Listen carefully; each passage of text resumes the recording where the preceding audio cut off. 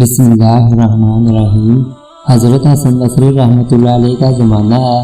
आपकी एक शागिर्दा जो बाकायदा आपका दर्स सुनने आती थी, निहायत इबादतगुज़ार थी।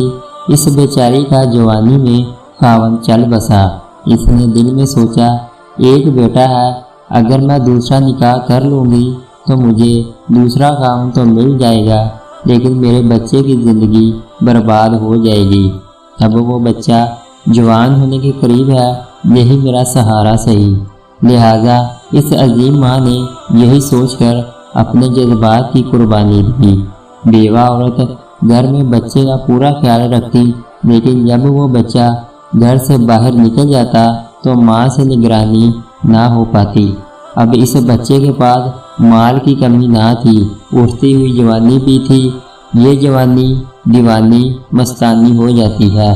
चुनाचा वो बच्चा बुरी सोहबत में गिरफ्तार हो गया, शबाब और शराब के कामों में मसरूफ़ हो गया। माँ बराबर समझाती, लेकिन बच्चे पर कुछ असर ना होता। चिकना गड़ा बन गया।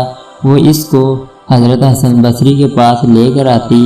हज़रत भी इसको कई घंटे समझाते, लेकिन इस बच्चे का नेकी की तरफ रुझान ही नहीं था।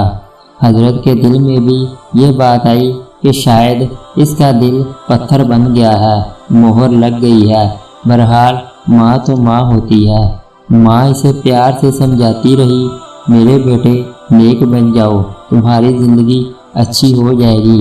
कई साल बुरे कामों में लगकर इसने अपनी दौलत के साथ अपनी सेहत को भी तबाह कर लिया और इसके जिस्म में लाइलाज बीमारियां पैदा हो गईं। मामला यहाँ तक आ पहुँचा कि उठने की भी सकत ना रही और बिस्तर पर पड़ गया। अब इसको आखिरत का सफ़र सामने नज़र आने लगा। माँ ने फिर समझाया, बेटा तूने अपनी ज़िंदगी तो ख़राब कर ली, अब आखिरत बना ले और तौबा कर ले। अल्लाह बड़ा गफूर रहीम है, वो तुम्हारे तमाम गुनाहों को माफ़ कर देगा। जब माँ ने समझाया, इसके दिल पर कुछ असर हुआ। कहने लगा, माँ मैं कैसे तौबा करूं? मैंने बहुत बड़े गुनाह किए हैं। माँ ने कहा, बेटा हज़रत से पूछ लेते हैं। बेटे ने कहा, माँ अगर मैं फौत हो जाऊं तो मेरा जनाजा हज़रत हसन बसरी रहमतुल्लाह अलैह पढ़ाएं। माँ हज़रत के पास गई। हज़रत खाने से फारग हुए थे और थके हुए थे और दर्स भी देना था, इसलिए कलुल्ला के लिए लेटना चाहते थे। माँ ने दरवाज़ा खटखटाया, पूछा कौन? अर्ज़ किया, हज़रत मैं आपकी शागिर्दा हूँ, मेरा बच्चा अब आखिरी हालत में है, वो तौबा करना चाहता है, लिहाजा आप घर तशरीफ़ ले चलें। हज़रत ने सोचा, ये फिर धोखा दे रहा है और मेरा वक़्त ज़ाया करेगा और अपना भी करेगा।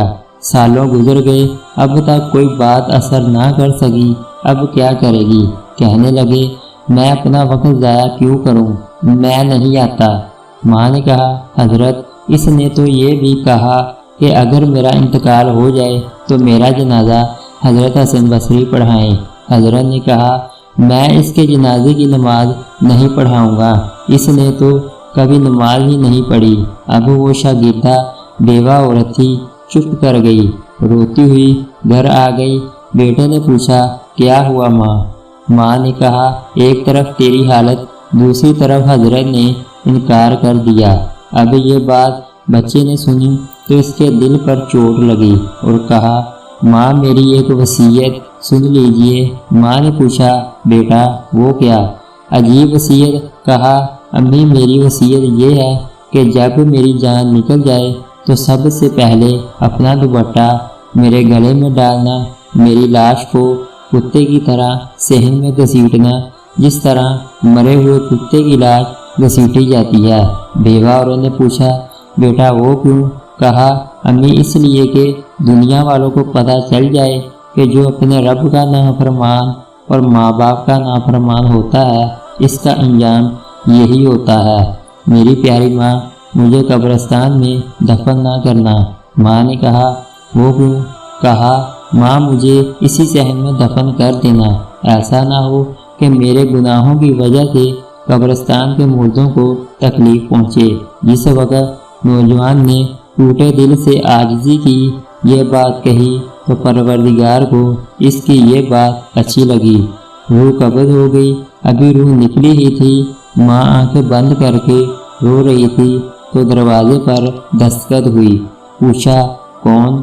جواب آیا حسن بصری ہوں۔ کہا حضرت آپ کیسے؟ فرمایا جب میں نے تمہیں جواب دے دیا اور سو گیا، خواب میں اللہ رب العزت کا دیدار نصیب ہوا۔ پروردگار نے فرمایا حسن بصری تو میرا کیسا ولی ہے؟ میرے ایک ولی کا جنازہ پڑھانے سے انکار کرتا ہے۔ میں سمجھ گیا کہ اللہ نے تیرے بیٹے کی توبہ قبول کر لی ہے۔ تیرے بچے کی نماز جنازہ پڑھانے کے لیے حسن بصری کھڑا ہے۔ اے اللہ تو کتنا کریم ہے کہ مرنے سے چند لمحے پہلے اگر کوئی بندہ شرمندہ ہوتا ہے تو اس کی زندگی کے گناہوں کو بھی تو معاف کر دیتا ہے۔